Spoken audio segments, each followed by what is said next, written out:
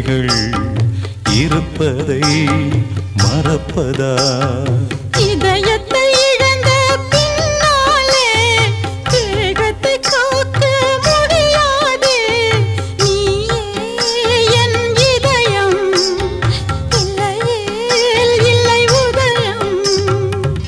எனது கானம் உன் காதில் வீழவில்லையா? உன் நெஞ்சை தொடவில்லையா? பிள்ளைகள் வாழ்வே என் கண்ணில் இருக்க கலங்காது நீயும்